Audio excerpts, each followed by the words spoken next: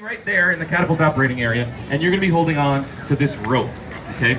So you're standing right here, holding the rope, and you're going to hear the entire audience count 1, 2, 3, pull. And when you hear him say pull, you will pull. That's right, good guess.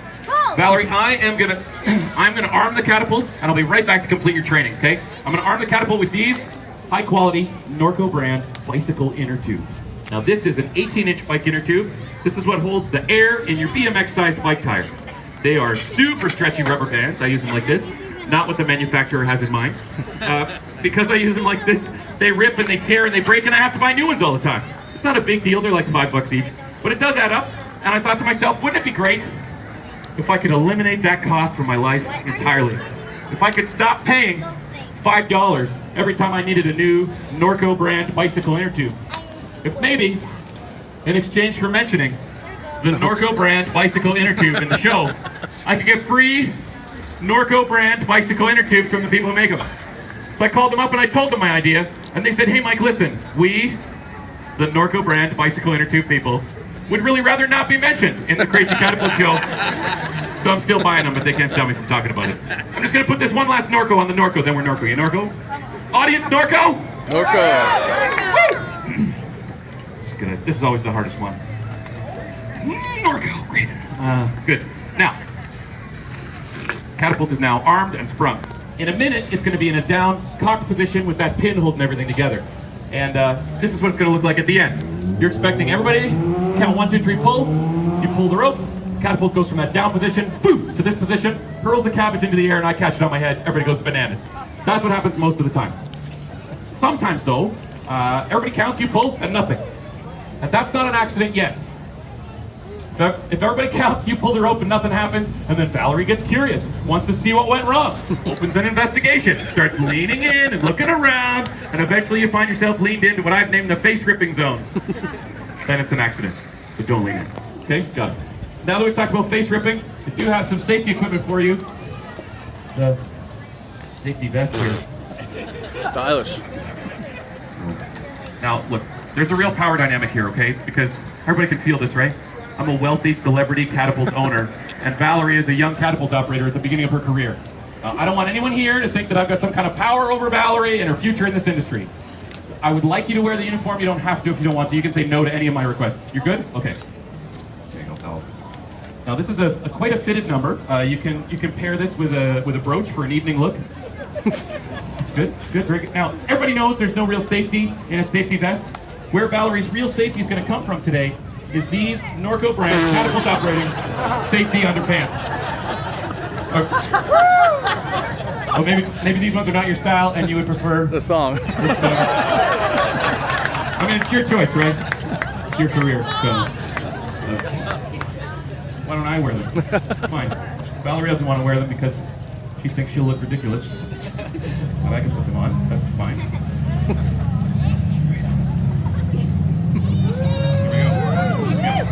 Now who looks ridiculous?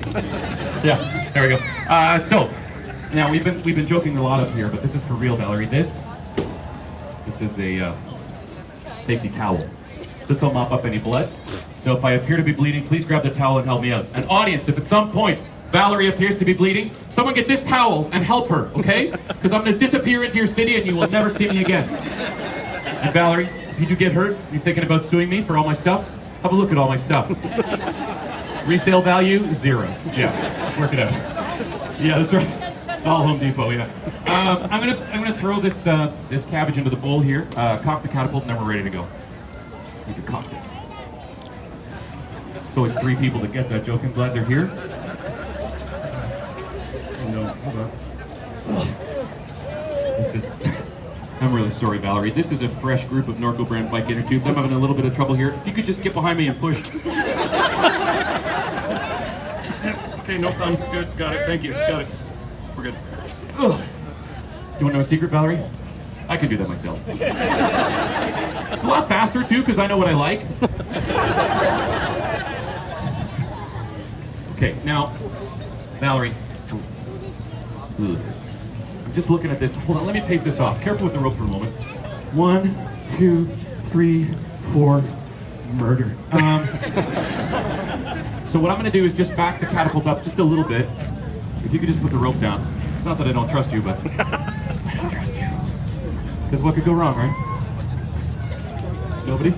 Okay, good. We'll just move back right to there. Now, Valerie, you're gonna have to pull on the rope pretty hard. Not super hard, but pretty hard. And because you have to pull on the rope so hard, I need you to have your foot on the frame of the catapult. That's right there. You want to have your ball of foot on frame, heel of foot on the ground. Yeah? And you're trying to give yourself something to pull against. You want that stepping force and the pulling force to be more or less equal and opposite. If those two forces are not equal and opposite, the whole catapult will just sort of swivel and randomly lob a cabbage into the audience. And audience, do you know what it says in your obituary if you die in this way? Death by cabbage? That's called coal slaughter. Thank you. Dad jokes. They worked on your mom. Now I can tell you're still a little bit nervous, anxious about this, because you don't know what it sounds like when 1 million people count 1, 2, 3, pull. I'm gonna let them have a practice count. Please don't have a practice pull. Okay, everybody practicing our counting all together and... 1, 2, 3, pull! That's what it'll sound like, more or less. Now kids, I don't know if you noticed, but I asked the whole audience to count 1, 2, 3, pull. And it was pretty much just you short people who did anything. And that's because big people, adults, grown-ups, parents, grandparents, uncles, aunties, they're all kind of dead inside. The steady drizzle of life's disappointments has totally ruined counting for them. But they don't want to do it anymore. This time though, when it's for real, because I've shamed them a little, they will all count along, but they will be faking for you because they are dead inside. So I'm just gonna check this on here. Now, ladies and gentlemen, I do travel around the world, making people laugh, catching a catapulted cabbage on a spike on my head. And I have a visa, as a Canadian, I have a visa to perform this in the United States. And I do tour in the United States as well, but I have to renew that visa every year. And my favorite part of the renewal process is that I have to prove beyond a shadow of a doubt, every year, that I am not stealing an American job. Somebody new every year has to look through all the photos and videos of me doing this and go, yeah, probably the only one. Folks, I do have that engineering degree. It's a 4-year degree from the University of Toronto. It took me 7 years, but I've got it. And at the end of that degree, I went out. This is how I paid my way through university. And at the end of the degree, I went out into the world as an engineer. And I worked on gold mines and copper mines and coal mines all over the world. And I eventually found myself living and working in London, England for a hedge fund. So I was sitting on a swiveling chair, having my brain milked by spreadsheets to make dudes in blue suits wealthy. And I would take all my holiday time to do the thing that I really love doing, which is to make people laugh. And at the end of one of those holidays, I came back and I was back in the swiveling chair having my brain milked again. And I'm like, you know what? Why don't I do the thing that I love doing all the time? It won't pay better, but it will feel better. And so thank you very much for stopping and seeing the show today, sharing this with me. I really, really appreciate it. Thanks for being a great audience. Cheers. Thank you. This festival's been running for 3.5 decades, so you know what to do at the end. I'm going to be the guy with a cabbage on his head, and I'm looking forward to meeting generous members of an appreciative audience at the end. I'm not going to harp on that anymore. Let's have a big round of applause for Valerie for being a great volunteer today. Thank you very much. Just in case she doesn't survive, let's really keep that going for her. Okay, great. There you go. That's the last thing you'll ever hear. Just sort of a polite Canadian golf clap. Great. Okay, here we go. If I had it to do all over again, I would choose something easier to explain to the paramedics.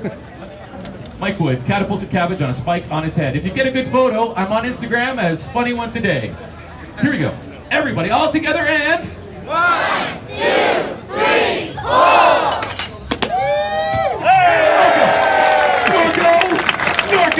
Norco! Thank you very much, Valerie. Let's have a big bow. All together, hip up. Oh! Great! As you just slip out of the vest, I can get that into the laundry for the next show. Thanks very much, folks. My name is Mike Wood. This is the best thing that I know how to do so far, catching a catapulted cabbage on a spike on my head. It is how I make my living. I'm working on my writing, I'm working on my stand-up, and I hope that at some